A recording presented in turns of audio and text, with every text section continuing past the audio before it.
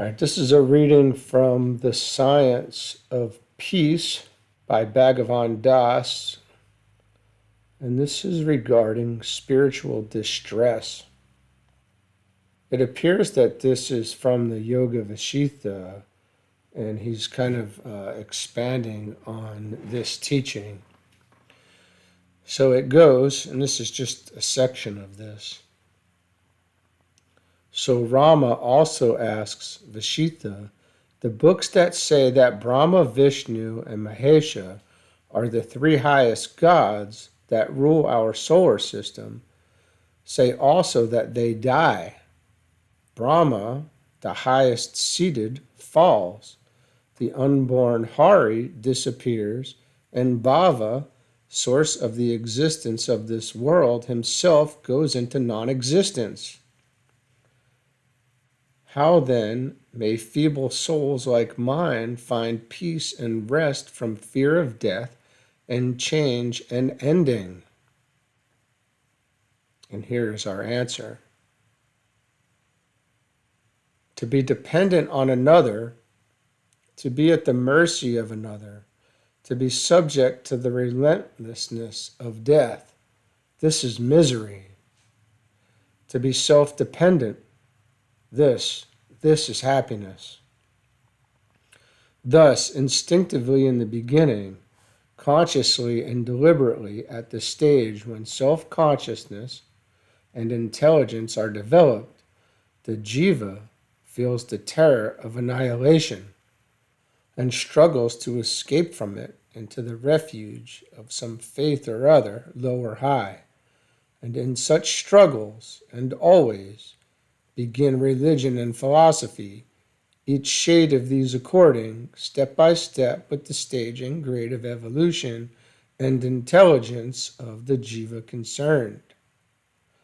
But when this fear of death of soul and body, this fear of loss and change and ending, pervades the intelligent and self-conscious jiva, when it destroys his joy in the things that pass, makes him withdraw from all the old accustomed objects of enjoyment, and fills him, for that time, with sadness and disgust and loathing for all the possible means of pleasure that ever hide within their lying hearts the means of pain, when it leaves him naked and alone, intensely conscious of his solitude and sorrow,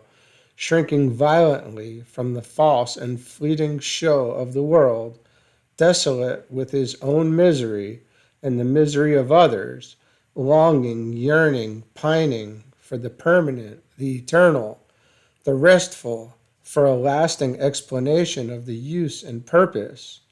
origin and end of this vast slaughterhouse, as the whole world then seems to him to be,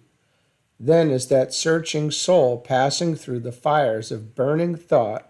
reflection and discrimination between the transient and the permanent,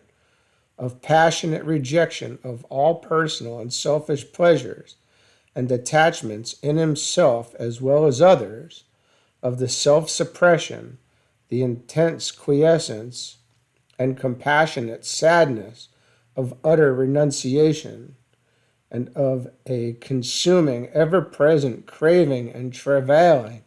for the means of liberation from that seeming slaughterhouse, for himself and for all others,